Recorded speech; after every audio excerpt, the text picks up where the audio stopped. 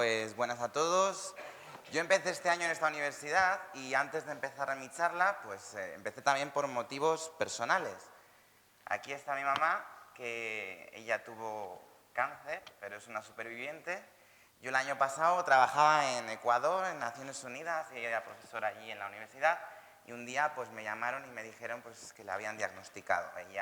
Mi papá murió y yo soy hijo único, así que pues no me quedó otra que venir a apoyarla. Y antes que contarlo como algo triste, pues para mí ha sido una experiencia muy bonita, ¿no? Porque te da un sentido de poder a la vida. Mira que a mí siempre me ha gustado la cooperación internacional y me he ido a salvar vidas por ahí, ¿no? Pero el día que se trata de tu madre y acompañarla, pues qué más sentido que ese puedes encontrar.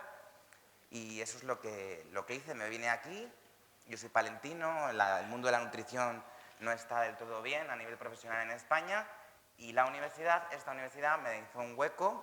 Yo conocí a Sandra, que fuimos compañeros de promoción hace muchos años, y así, pues bueno, justo coincidió y empecé a dar clases este año con unas pocas clases en esta universidad. Entonces, gracias y voy a empezar mi charla. Voy a hablar de la nutrición, le llamo armadura y freno contra la nutrición, ¿vale? Digo contra el cáncer. Uy, ¿cómo va esto? Perdón.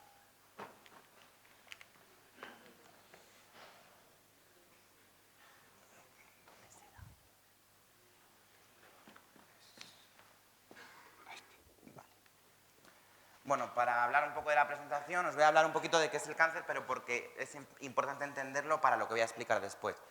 ¿Cuáles son sus causas? Los radicales libres y el cáncer. Luego voy a hablar del sistema antioxidante. Después voy a hablar de algunos alimentos que aumentan el riesgo de cáncer, otros alimentos que podríamos llamar preventivos, otros que tratan el cáncer, y voy a dar unas pequeñas recomendaciones sobre el paciente oncológico. Todo así un poco rapidito porque no me puedo enrollar mucho. Bueno, el cáncer es una enfermedad genética, ¿vale? En una célula, no sé si aquí se visualiza, bueno, la célula tiene un núcleo y en el núcleo está la información genética. Cuando esa información genética, que está formada en los cromosomas, y dentro de los cromosomas de esas bases que se ven ahí en cuadraditos de colores, se ven, ¿no? Pues si eso se modifica, que es lo que se ve arriba, cambiamos una de color azul por una verde, pues cambiamos la genética que tiene la célula. Y esa célula donde ponía tienes que hacer tal cosa, pues empieza a hacer otra. Y si se cambian varias cosas, pues una de las cosas que puede pasar es que podemos tener cáncer. ¿Qué hace que se cambien esas bases o ese ADN que tienen las células?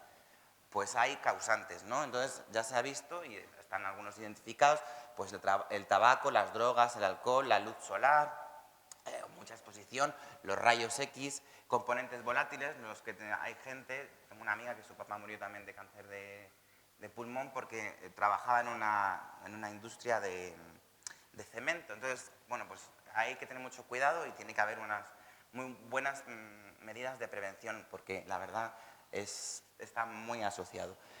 Esos que os he puesto en amarillo tienen mucho que ver con la nutrición y la alimentación: nitrosaminas de los embutidos, obesidad e inactividad física, el bajo consumo de fibra y el alto consumo de proteína de origen animal.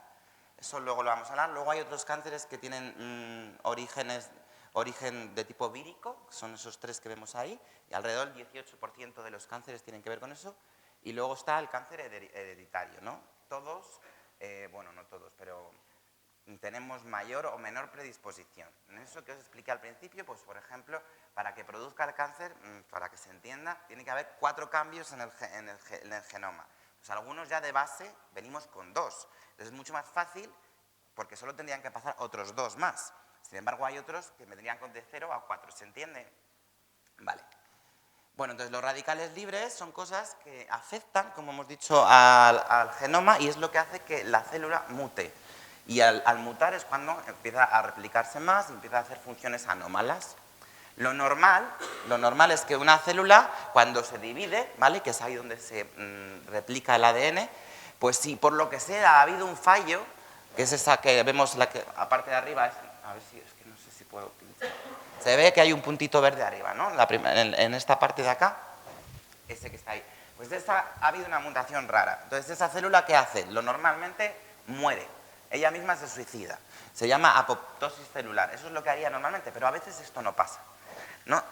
Entonces, en la división celular ya puede haber una mutación, 2, 3, y al haber unas cuantas, pues ya se genera esa célula que tiene un poder sobre las otras porque se reproduce más rápidamente, crece y es lo que se denomina cáncer, ¿vale? Entonces, nosotros naturalmente tenemos una cosa que se llama el sistema antioxidante. El sistema antioxidante lo forman, ahora lo veremos, cosas que tenemos nosotros internamente, más cosas que podemos tomar de fuera, que se habla de la vitamina C, el licopeno, todo esto que vamos a hablar ahora rapidito. Bueno, entonces, el sistema antioxidante ya existe, pero podemos, a través de la nutrición, incrementarlo, ¿no? Entonces, ¿de qué está formado el sistema antioxidante? Tenemos antioxidantes endógenos, que son esas enzimas con nombre raro que vemos ahí, glutatión, coenzima Q, ácido tióxico, superóxido dismutasa. Bueno, esto ya lo tenemos de base. Pero a mayores tomamos otros exógenos que hacen que nuestro sistema antioxidante funcione mucho mejor. Va a funcionar como barrera de esos radicales libres que hemos visto. Una persona que fuma, ya de por sí, pues tiene unos radicales libres que puede que afecten a las células, a ese genoma que hemos dicho antes. Pero si tenemos un buen sistema antioxidante, hacemos de cobertura, ¿no? Entonces, dentro de los exógenos encontramos todos estos que son muy raros, pero que ya nos han hablado muchas veces, ¿no? Pues tenemos 4 familias, carotenos, fenoles, alcaloides y compuestos azufrados, que se llaman fitoquímicos. Los fitoquímicos los tienen las plantas para defenderse ellas de bacterias y virus. Cuando nosotros la ingerimos, pues eso también lo utilizamos nosotros. A veces también forman parte de pigmentos que tienen las plantas, porque normalmente tienen mucho color y sirven para defendernos. Entonces, pues los carotenos normalmente son rojos, anaranjados, ¿vale? También ahí están las antofilas. Los betacarotenos están, por ejemplo, en la zanahoria, en el licopeno, pues está el tomate. Son sustancias químicas que van a retener al radical libre y no van a permitir que genere esa mutación o que genere ese daño celular. Que no siempre se deriva en cáncer, se puede derivar simplemente en envejecimiento celular. Pero poco a poco, sí entendéis esto, ¿no? En los fenoles tenemos los taninos que están en el vino, ya lo habéis escuchado alguna vez, pero no solo en el vino, solo en la uva ya los tiene. En la parte de la piel, lo que es el ollejo, es muy rico en taninos. Esa astringencia que a veces tiene el vino, eso viene de ahí, ¿vale? Las isoflavonas, que son típicas de la soja, que también se ha hablado mucho, bueno, pues también son otras sustancias químicas que hacen de antioxidantes. Antocianinas son las que dan el color morado y azulado a las frutas y a algunos alimentos.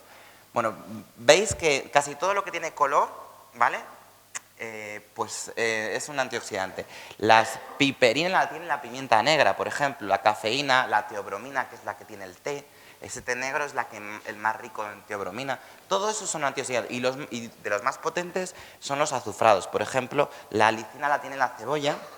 Y luego vamos a hablar de las crucíferas, que son los alimentos más asociados al tratamiento del cáncer. Bueno, pues creo que se entiende. Esto es el sistema antioxidante endógeno, exógeno. Y con el exógeno aumentando ese tipo de alimentos que ahora vamos a... Bueno, que veréis que son frutas, verduras, hortalizas sobre todo, ahí las tenéis dibujadas algunas, pues aumentamos la capacidad de retener esos radicales libres. Bueno, ¿qué alimentos? Y de verdad, no, porque en nutrición se habla mucho de las cosas, pero luego hay que hablar desde la evidencia. Hoy no he preparado una charla súper basada en la evidencia, como a veces en las clases de nutrición 1 que doy, sino más divulgativa, entonces no he ido, pero sí es verdad que esto está sacado pues, de publicaciones de, por ejemplo, la Sociedad Oncológica Española de Medicina, y de artículos que he estado revisando. No voy a ir a ellos porque si no, pues me volveré. Entonces, por ejemplo, estas cosas ya están demostradas que no es que provoquen, o sea, comes esto, vas a tener cáncer. No, comes esto, tienes más riesgo de que tengas cáncer. Y hay una asociación, ¿vale? Entonces, por ejemplo, ya se habló y lo dijo la OMS y tuvo como mucho impacto, que las carnes rojas tenían mayor incidencia de tener cáncer. Esto es real. La gente que come mucha carne roja, estamos hablando de 120 gramos al día, sobre todo, pues, por ejemplo, chorizos, bueno, todas esas que tenéis por allí, pero con mucha cantidad, está más relacionado con el cáncer de colon y próstata. No sé quién dijo que en la zona de León y de Valladolid hay más cáncer de colon. Bueno, yo me atrevería a decir que en León se consume mucha carne y en una gran cantidad. No lo puedo decir a ciencia cierta, pero estoy bastante seguro que tiene que ver con el consumo de carne, porque está muy asociado. Además, el consumo de carne o de mucha carne muchas veces va asociado al consumo de poca fibra. ¿vale? Y la fibra tiene un papel muy importante en el colon también, porque gracias a ella fermentan las bacterias, y esas bacterias, que es esa flora mal llamada, pero bueno, que nos protege, pues también evitan esos tóxicos y demás cosas que pueden provocar un cáncer. Entonces, una dieta rica en fibra también es ¿cómo se llama? Preventiva de cara al cáncer de colon, sobre todo. La dieta rica en grasas está muy asociada también al cáncer, especialmente también se ha visto la relación con los ácidos grasos tipo trans, que se han escuchado muchos. Esos trans vienen normalmente de productos procesados por la industria alimentaria, porque son grasas que han sido saturadas a través de hidrogenaciones. O sea, en un alimento natural no los vamos a encontrar. En uno procesado, sí. Cuanto más procesado esté, más cantidad de grasas trans puede tener, ¿vale? El alcohol tiene muchos efectos a muchos niveles de salud, pero también está muy demostrado que la gente que bebe mucho tiene mayor cantidad de cáncer o más riesgo de tener cáncer. Nitratos, nitritos y nitrosaminas son esos dos componentes y están, o sea, en principio están para conservar alimentos. Dan un color más rosáceo a los embutidos, pero sí tienen, o sea, el nitrato nitrito cuando se consume en principio no hace nada, pero después en el cuerpo se puede transformar a unas cosas que se llaman nitrosaminas biógenas, que esas sí pueden tener un efecto cancerígeno, ¿vale? Entonces son esas dos que vienen ahí, si queréis acordaros, 2,49, 2,50, que, bueno, he estado leyendo, dicen que se puede ser prescindible, que lo podrían cambiar. Bueno, yo creo que a veces lo pueden reducir. Si ya se sabe, ¿por qué no lo intentan cambiar? Esto son medidas de salud pública, pero bueno. Y luego las aflatoxinas, que esto tampoco es tan importante, pero están metidas también ¿eso qué son? Bueno, en algunos alimentos, como puede ser el trigo o puede ser el maíz, ese moho que sale verde, pues genera unas pequeñas toxinas que se llaman aflatoxinas. En pequeñas cantidades no pasa nada, pero en cantidades altas son muy cancerígenas también, ¿vale? Entonces, digamos que todo esto está asociado con mayor cantidad o sea, mayor riesgo de tener cáncer. Y luego voy a hablaros de lo bueno, ¿no? Por decirlo así. Los alimentos preventivos, alimentos que tratan o que los que tienen mayor incidencia que dicen, pues esto funciona o van bastante bien. Los nutracéuticos y recomendaciones generales. De entre los preventivos, volvemos a hablar de los fitoquímicos, ¿vale? Ya les vuelvo a poner lo mismo que os digo y ahí os pongo algunas imágenes más. Pero acordaros de eso, que cuanto mayor color tenga, mejor. Por ejemplo, las espinacas, cuanto más verde oscuro, pues también mayor cantidad de antioxidantes va a tener. Los que son naranjas, los rojos, pues que tienen que ver más con los carotenos. Las frutas tipo baya también son muy ricas en antioxidantes, los arándanos, los cítricos, bueno, todo lo que tenga color y sea vegetal. Las setas también son muy ricas en antioxidantes. No sé si vienen por ahí, no, lo tenía apuntado, pero no me acuerdo. No, tienen dos muy potentes, pero también, por eso os las he puesto allí, que aunque no son vegetales, pero el reino de los hongos también es muy rico en antioxidantes. Y luego, pues el cacao, el té, especialmente el té negro. Lo que pasa es que todo esto que os estoy diciendo es más para prevención. Para el tratamiento luego, como tienen... Bueno, luego vamos a hablar de eso.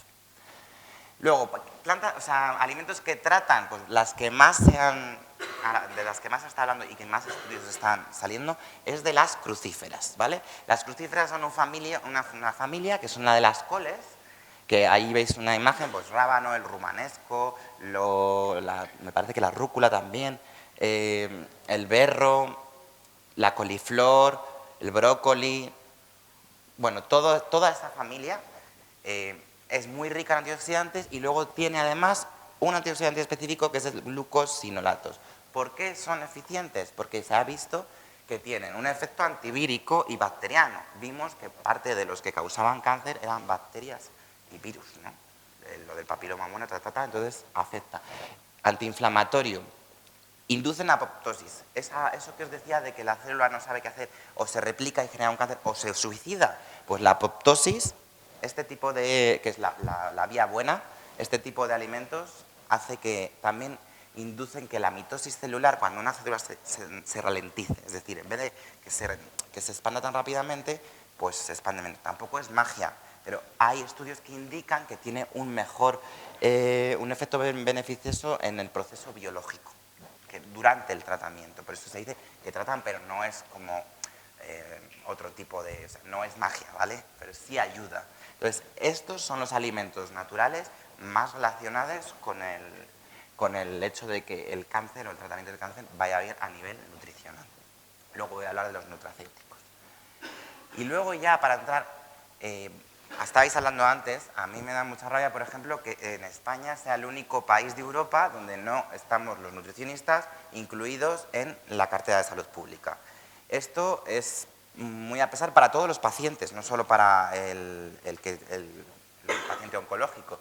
Pero el médico, como decía la compañera que intervino antes, no siempre tiene por qué tener los conocimientos de nutrición y está a otras cosas. Entonces, todo lo que tiene que ver con el tratamiento nutricional y dietético, que es complejo, no solo estoy hablando de la parte preventiva. Ahora os podría hablar de toda esta, pero tendría que dar mucho más tiempo. Pues es muy complicado porque cada paciente durante el tratamiento va a desarrollar una serie de síntomas diferentes. Va a haber quienes tengan náuseas y vómitos, quienes tengan diarrea, quienes tengan inflamación de la mucosa, quienes tengan una enteritis por radiación, estreñimiento, depende, ¿vale? Y eso depende de la sintomatología, habrá que darle un tipo de dieta u otra y tenemos que adaptarnos a ese paciente. Para eso se necesita un nutricionista clínico y no siempre están en todos los hospitales. Bueno, normalmente no están. Y lo tiene que hacer o una enfermera que tiene algún conocimiento, o si están porque han sido contratados como administrativo o no sé qué, que tengo algún compañero. Pero esto todavía falta en nuestra salud pública y es un problema, ¿vale? Porque este servicio a nivel público lo tenemos que dar y no existe. Entonces, bueno, pues voy a hablar así, cosas generales. Durante el cáncer muchas veces se pierde el apetito, se come poquito y ya se ha saciado la persona. Pierden el sabor del gusto algunos o tienen un gusto metálico, a veces, que también suele pasar, o de lo que sabe dulce, pues le sabe mucho menos dulce. Entonces, ¿qué se puede hacer? Pues se puede cocinar, presentar los platos más ricos, hay muchas cosas, ¿no? Se debe intentar que a los que tienen anorexia, o sea, los que comen poquito o se sacian rápidamente, se les den alimentos hipercalóricos, porque si les damos algo muy acuoso, pues no les estamos nutriendo. Entonces, algo muy concentrado, con alto en calorías, para poder cubrir las necesidades que tenga. Y así con cada cosita. El que tiene náuseas y vómitos, pues evitar las sopas, porque si es algo muy líquido, pues es más fácil de vomitar. El que tuviese diarrea, pues aumentar la cantidad de agua, evitar la leche y aquellos alimentos que podrían provocar. Entonces, cada cosa tiene su aquel, ¿vale? Si tienes estreñimiento, aumentar la cantidad de agua, la fría salud. Igualmente, durante el tratamiento de quimio, bueno, pues suele pasar y al principio, pues, por ejemplo, voy a poner tu caso, mamá. Mi madre pues tenía un estreñimiento espantoso, los 3 primeros días no podía ir al baño, ¿sabes? Entonces, aunque la dé fibra y agua, 5. Y bueno, pues la puedes ayudar para evitar que sea menos, pero igualmente la va a pasar, ¿vale? Y lo que pasa es que sí, la nutrición va a ayudar a paliar un poco la sintomatología derivada del tratamiento que es fuerte. Bueno, de todas maneras, todo esto, para quien quiera investigar más, tenéis una publicación muy buena ahí en la Sociedad Española de Oncología Médica, que se llama capítulo, me parece que es el 9, Cáncer y Nutrición, y ahí vienen las especificidades de cada una de las complicaciones derivadas del tratamiento o del hecho de que te operen ¿vale? Para quien quiera saber. Luego también os podré decir que esto a veces tampoco lo conocen los médicos, pero que existen. También es verdad que algunos están incluidos, otros no, hay que pagarles. Bueno, existen algunos productos, también por la industria alimentaria creados, que se llaman nutracéuticos, que son alimentos, como quien dice, concentrados específicos. Entonces, ¿cómo podemos encontrarlos? Bueno, pues ponemos Vademecum Nutricional y la empresa que queramos, Nutricia, Abbott o Nestlé o la que quieras, y ahí tú puedes ver cuál es más conveniente para la patología que tiene. Pues queremos uno que tenga alta proteína, pues ponemos hiperproteico y buscamos el productito, comparamos precios y demás. Esto para el profesional. La persona que no tenga el conocimiento a lo mejor no podría hacer esto, o a no ser que la haya recibido. Pues intenta comprarte un suplemento hiperproteico, pues esa persona a lo mejor ya puede ir a la farmacia con eso, pero si no, ella sola no lo va a poder hacer. Pero el profesional sí, que sepáis dónde acudir, pues normalmente es así. Y allí tenéis todas las especificidades del producto. Y bueno, yo creo que no me he complicado mucho más. Y digo que la mejor prevención es una buena nutrición. Muchas gracias.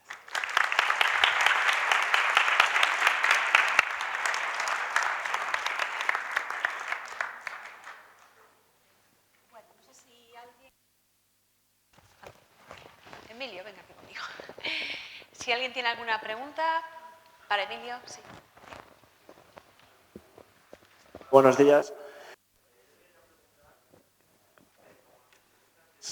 Vamos, ¿cuál es tu opinión sobre la leche y cómo afecta a la aparición de cáncer? La leche de vaca. Bueno, la leche de vaca, pues en el caso de que una persona... Mi opinión no sirve mucho, es lo que diga la evidencia científica, ¿vale? Lo poco que he leído, que tampoco soy experto clínico en el tema, pero bueno, algo sé, es que, por ejemplo, para el tratamiento de una persona que tiene cáncer, si no ha desarrollado diarreas, la leche o derivados lácteos pueden ser interesantes porque son ricos en proteína y pueden fomentar pues el hecho de que tu sistema inmune esté más potente, la generación de inmunoglobulinas propias. Entonces es un alimento que puede interesarnos siempre y cuando no haya la contradicción de tener diarrea, porque si tuviésemos diarrea tenemos la lactosa que tiene la leche y eso es más fácil que puedas replicarlo, entonces en ese momento te la quitaríamos. Pero la leche y los derivados lácteos no están contraindicados, sino todo lo contrario, estarían indicados para una persona con cáncer siempre y cuando no tenga síntomas diarreicos. Eso es lo que, según lo que yo he leído, es lo que yo te puedo transmitir. ¿Qué opinión te merece la dieta alcalina? Porque no hay una evidencia clara de que realmente funcione, pero sí, ¿no? Pues yo no he leído, o sea, sí he escuchado sobre todo esto, pero he intentado buscar cosas y aún no he visto evidencia científica suficiente como para poder apoyar. Sí es verdad que dicen, o según se habla, pero yo no veo evidencia científica clara que lo apoye. Que aquellos alimentos que se favorecen la acidez, he escuchado cosas de estas, pero no sé hasta qué punto. Sandra, ¿me puedes ayudar un poco?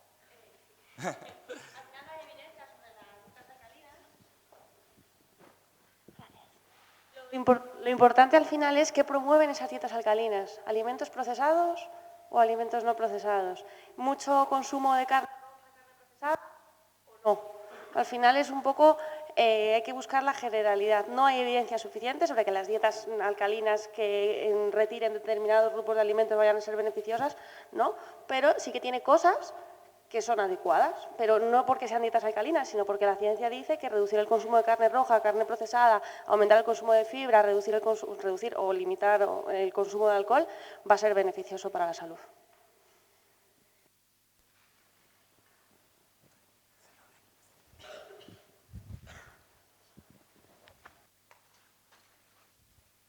Sí, y yo podría aportar una breve notificación, es decir, que las dietas alcalinas en sí mismas, pues evidentemente de forma muy global, se interpreta como el antídoto natural de la tendencia a lo que es la acidificación.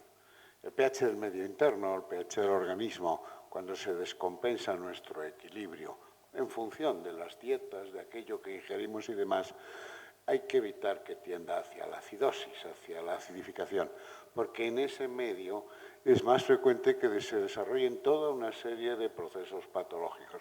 Por lo tanto, he dicho de una manera como muy genérica y que no tiene más peso específico que el que hay que evitar la tendencia a la acidosis, que es la forma en que se descompensa el medio interno más habitual. Por ello se trata a ir al otro extremo de la balanza, que es favorecer las dietas alcalinas. Lo que se llaman dietas alcalinas y etcétera, en qué consisten y demás, todavía, bueno, es algo, yo tampoco me considero capacitado para dar una opinión lo suficientemente válida, pero en ese sentido, o de escuchar, evidentemente, el favorecer el que el medio no se desequilibre en la tendencia a las acidosis es bueno. Yo aprovecho esta intervención para felicitar al ponente actual y a todos los demás Y la verdad es que, bueno, la jornada para mí está siendo interesantísima. Y saco una conclusión que yo sacaba al principio. Cuando hablábamos del cáncer, no sé si les decía, yo ayer tuve una reunión con los grupos políticos que ahora están muy sensibilizados frente a un proceso electoral y entonces cuando quieren hacer frente a una situación lo primero que tratan es la sanidad, porque es la que se lleva la mayor parte además del pastel y porque efectivamente es lo primero que hay que cuidar. Pero me llama la atención, y yo lo decía ayer con especial énfasis, el que he escuchado varias intervenciones en que la gente no es informada de las posibilidades de acudir a todos estos mecanismos multidisciplinares que ayudan a mejorar la situación del cáncer. Que la gente no sepa dónde se puede acudir a un estudio de un rendimiento físico con un entrenador deportivo adecuado y entrenado. Que la gente no sepa o no se la informe dónde se puede hacer una fisioterapia y qué mecanismos e instituciones la facilitan. Que la gente, en cuanto a cuestiones de alimentación, tampoco tenga, y estoy totalmente de acuerdo que la nutrición debe formar parte de todo aquello que sea las ciencias de la salud, entendiendo como el tratamiento de las enfermedades. Entonces, eso la verdad es que para nosotros, yo lo recalcaba ayer, no sé el caso que nos harán, pero ciertamente pensamos que así es. Y gracias por este.